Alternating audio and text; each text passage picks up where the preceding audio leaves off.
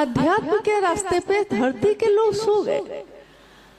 पूजा पाठ में कर्म कांड तो है ही, ऐसा नहीं कि पूजा नहीं हो रही, और महादेव की पूजा का परिणाम भी है। शिवलिंग पे जल चढ़ाते हैं, हमारी मनोकामना पूरी होती है तो हम खुश हो जाते हैं। लेकिन उस मनोकामना के पूरे होने में हमारा भला है या नहीं है ये तो हम नहीं जानते। और चीजें मिल जाएं और संभालने का ज्ञान नहीं हो तब भी वो बेकार है मेरे लिए। आपको हवाई जहाज दे दिया जाए आपके लिए बेकार है तो बहुत कीमती चीज वो। हवाई जहाज बहुत कीमती है लेकिन आपके लिए किस काम की? और साइकिल है तो आपके लिए काम की है, क्योंकि साइकिल चलाने आपको आता है। अगर आपको हवाई जहाज चलाने आता तब आपके लिए काम की चीज थी, लेकिन चलाने का ज्ञान गुरु के रूप में ही कोई दे सकता है। बहुत लोग ऐसे हैं जिनके पिता मास्टर भी हैं, पिता भी हैं और शिक्षक भी हैं।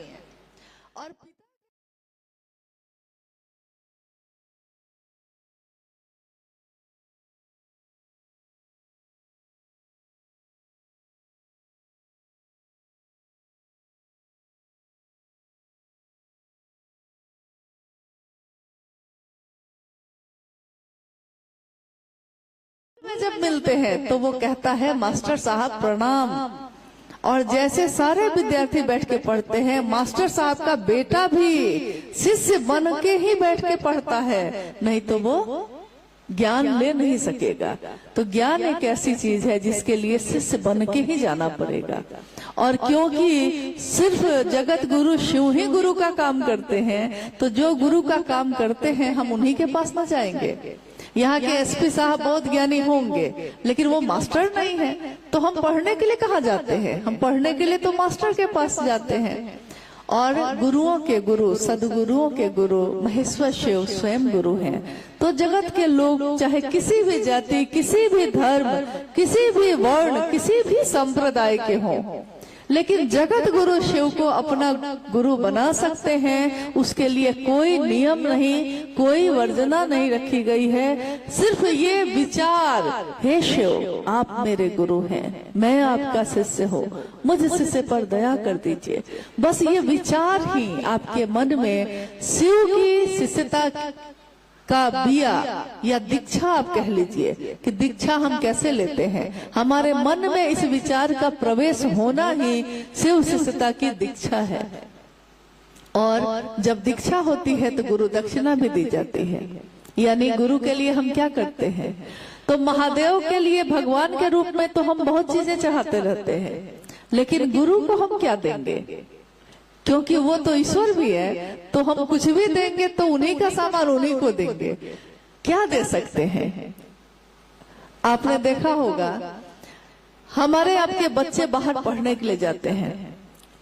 जैसे झारसुगुड़ा में आप रहते हैं, संबलपुर में रहते हैं, तो किसी का बच्चा दिल्ली जाता है पढ़ने के लिए, कोई रांची जाता है, कोई राउरकेला में रह के पढ़ता है, जाता है ना।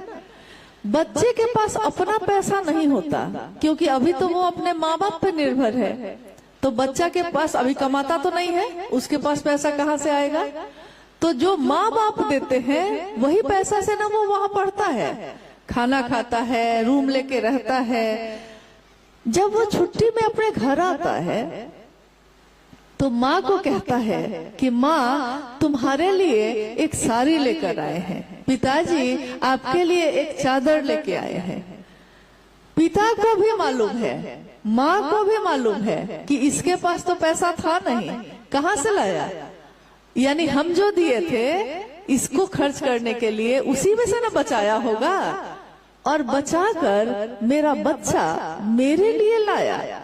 दिया हुआ तो मेरा ही है, लेकिन मुझको याद रखा और मेरे लिए लेके आया। ये भाव जो होता है, याद रखा, भूला नहीं मुझको, ये भाव उसकी माँ की आंखों में आंसू ले आता है, उसके पिता की आंखें भींग जाती है कि मेरा बच्चा भूला नहीं हमको। यही बात है कि महादेव तो ईश्वर है, हम धरती पे आए, ये दुनिया महादेव की है। लेकिन इस दुनिया में, जिस दुनिया में हम रहते हैं, महादेव की दुनिया में हम आप रहते हैं।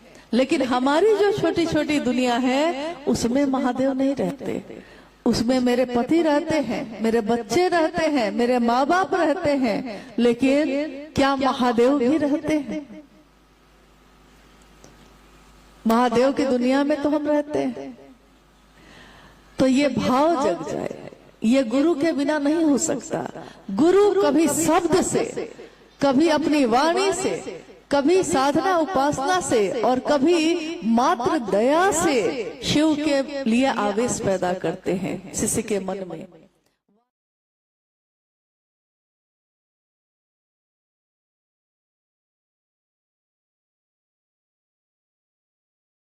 अगर आपको गाली दे दे, सबसे ज्यादा वो गाली जो शब्द है, आप उस शब्द को समझ रहे हैं। अगर नहीं समझ रहे हैं उस भाषा को, तब तो गाली दे चाहे प्रेम करे, आपके लिए दोनों बराबर है। लेकिन अगर उसका अर्थ आप समझ रहे हैं तो आपके मन को सबसे ज्यादा वो चोट पहुंचाता है। और जब चोट पहुंचाता है तो क्या होता है? शब्द की मार आप भूल नहीं पाए। उसने मुझको गाली दी, आप भूल नहीं पाए। और किसी ने शब्द ही तो कहा है आपको कि हम तुमको बहुत प्यार करते हैं, ये भी तो शब्द ही है। हम आपका बहुत आदर करते हैं, ये भी एक शब्द है। तुम तो मेरे भाई हो, ये भी एक शब्द है। लेकिन देखिए, ये शब्द मन को भाव विभोर कर देता है। तो शब्द की मार से महादेव अपने शिष्य में गुरु के लिए आवेश पैदा करते हैं। इसीलिए भगवान के रूप में तो वो देते ही हैं, लेकिन अगर गुरु ना मानेंगे तो गुरु जीवन जीने की कला सिखाते हैं। वो कला हम सीखेंगे कैसे? और क्यों न माने, जब सबसे सुंदर गुरु मिल रहा हो और उसके लिए आपको कुछ करना भी नहीं पड़ता, बस मन में ही तो सोचते हैं, मन में ही तो दया मांगते हैं, तो इसमें दिक्कत क्या है? इसके अलावा तो शिव शिष्टता में और कुछ नहीं कहा जाता। 3 सूत्र के अलावा किसी ने आपको कुछ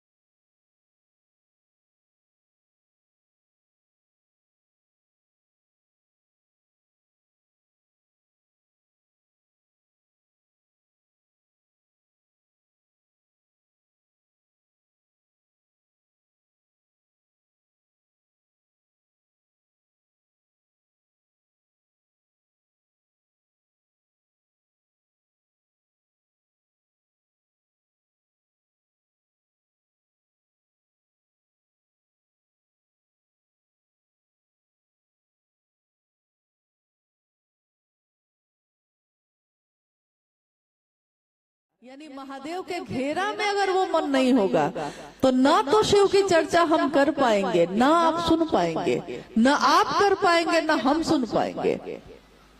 मन नहीं है तो रिश्तों का भी कोई मतलब नहीं है। और प्रणाम भी हम मन से ही करते हैं। तो देखिए, तीनों सूत्रों में मन ही साधन है। इसके अलावा शिव शिष्टता में करने के लिए कुछ भी नहीं कहा जाता। अगर कोई कहे तो मेरा अनुरोध है कि आप कभी भी दूसरा कोई काम मत करिए। साफ उसको कह दीजिए कि मैंने साफ साफ सुन लिया है साहब का संदेश। शिव शिष्टता मतलब मन की विदा है। उस मन में महादेव को उतारिए, मन को मंदिर बनाइए, हृदय में मंदिर की स्थापना हो जाए। ऐसी है शिव की शिष्टता। चलते फिरते मंदिर बन जाए शिव के शिष्य, ऐसी है शिव की शिष्टता। शिव की शिष्टता क्या है? कहीं एक जगह मंदिर की स्थापना है, लेकिन शिव के लोग, शिव के गण, शिव के शिष्य अपने शिव की महिमा का गुणगान तो हर जगह करते हैं जाके। तो चलते फिरते मंदिर है वो, और जहाँ जाते हैं अपने गुरु शिव की दया का दिया जलाते रहते हैं। और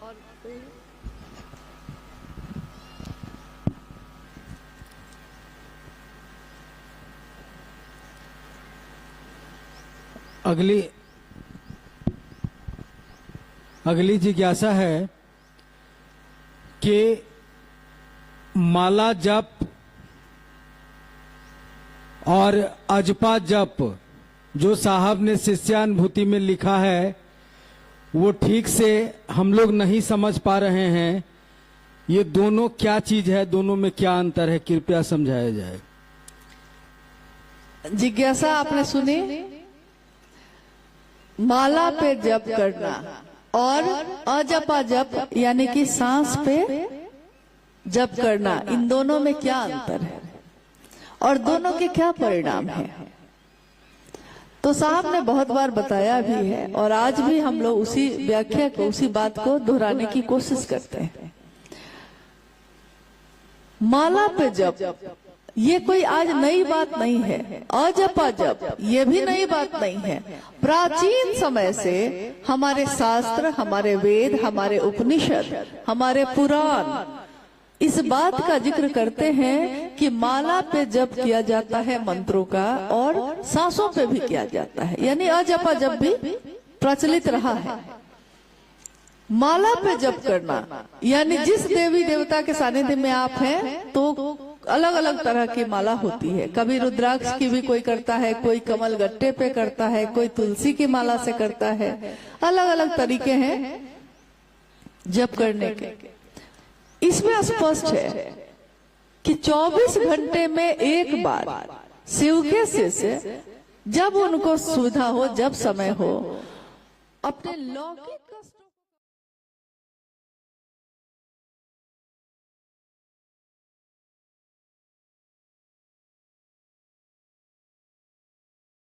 शामिल होते हैं। क्योंकि अगर भाव शामिल नहीं है तो सीधे मशीन की तरह तो दोहरा देंगे हम, लेकिन भाव है नहीं प्रणाम का तो काम करेगा नहीं। मंत्रानुक्रम से माला पे जो जप होता है वो कैसे होगा? मंत्रानुक्रम। इसका अर्थ होता है कि मंत्र एक के बाद एक बार मंत्र बोले, फिर दूसरी बार बोले, फिर तीसरी बार, फिर चौथी बार, फिर पांचवी बार, और करते करते 108 बार। इसका सांसों से कुछ लेना देना नहीं है।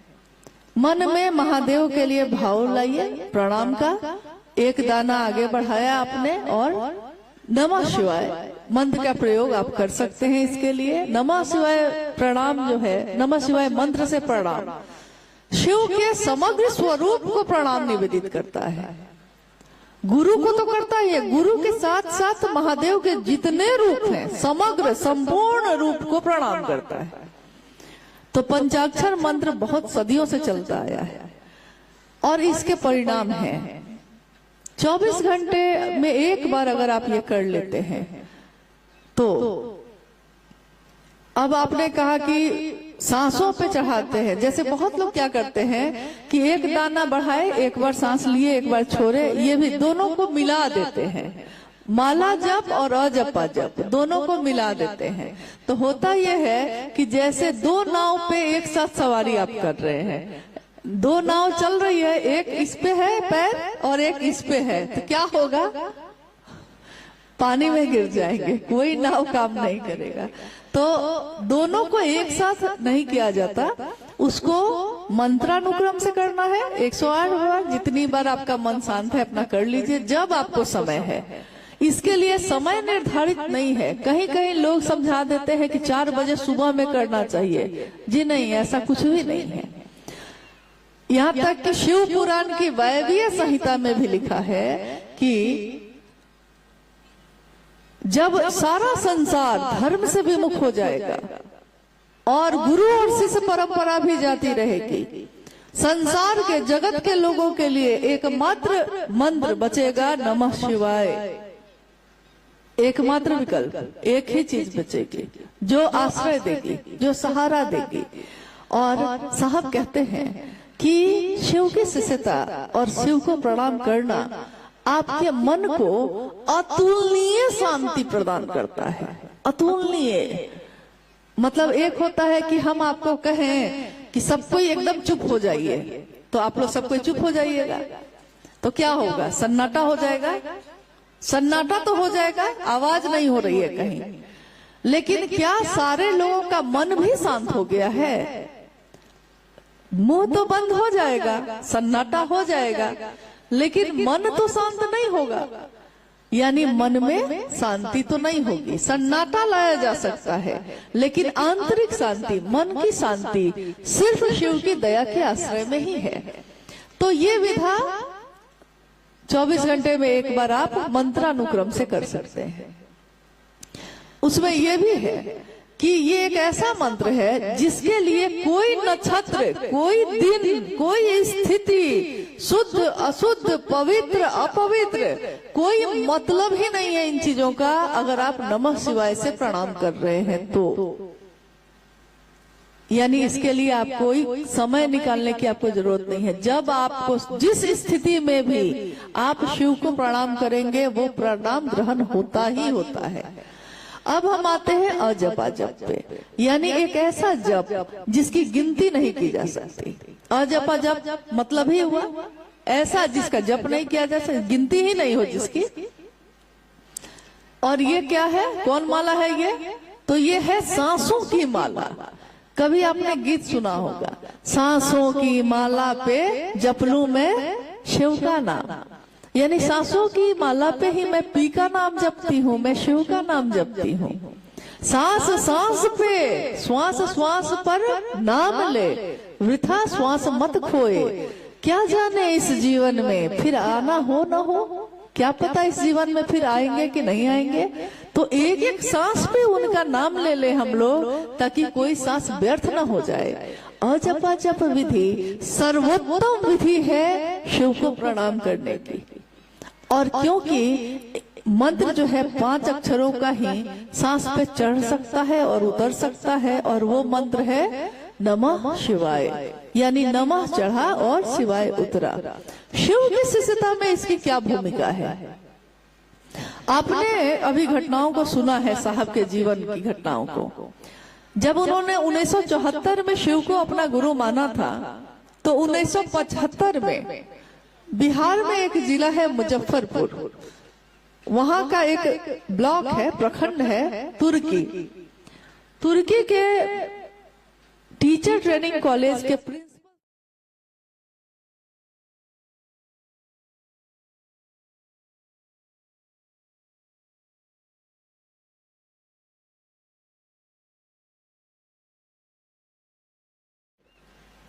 और उसी समय उन्होंने शिव को गुरु भी माना था। गुरु मानने के अगले वर्ष में, क्योंकि उन्होंने गुरु मानते समय कुछ शर्तें रखी थी महादेव को, गुरु शर्त रखता है, यहाँ शिष्य ही शर्त रख रहा था।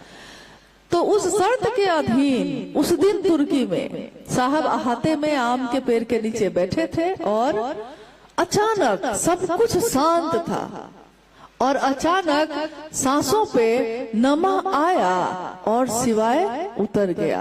उनके मन ने देखा इसको, उन्होंने कहा कान सुनते हैं, नाक सूंघती है, मुंह से हम स्वाद लेते हैं, लेकिन मेरे मन ने देखा कि नमः आया है और शिवाय उतर गया है। तो इसीलिए शिव के शिष्यता में सर्वोत्तम विधि वही है जो शिव के शिष्य के माध्यम से हम सबों तक पहुंची है, और वो है अजपा जप। ये आप कभी भी कर सकते हैं, जितनी देर आपका मन टिके उतनी देर कर सकते हैं। जितनी देर टिके, हलचल हो गई तो कोई बात नहीं, मन भटक गया तो कोई बात नहीं। अब है कि आप थोड़ी 5 बार आपने नमः शिवाय से प्रणाम किया है, मन भटक गया, छोड़ दीजिए, फिर कुछ देर के बाद मन होगा तो फिर कर लेंगे। जैसे अभी बारिश आ गई तो अभी कर लेते हैं हम लोग क्योंकि बारिश का तो अभी मामला था ही, बारिश तो होनी ही थी। महादेव की दया से इतनी देर टिका रहा, रुका रहा, ये भी उनकी असीम दया है। महादेव ने अपना काम कराया। बाकी कहा कि थोड़ा भाई बारिश है तो भींग भी लीजिए, हालांकि आप लोग जो भीग रहे हैं, थोड़ा सा भीग रहे हैं, दिख रहा है, तो हम लोग जल्दी ही इस कार्यक्रम को अब समापन की तरफ लेकर जा रहे हैं। अंतिम जिज्ञासा पे बात कर रहे हैं हम लोग, और उसके बाद आप लोग सब कोई भी प्रस्थान कर जाइए। हम सभी लोग थोड़ी देर और स्थिर रहें।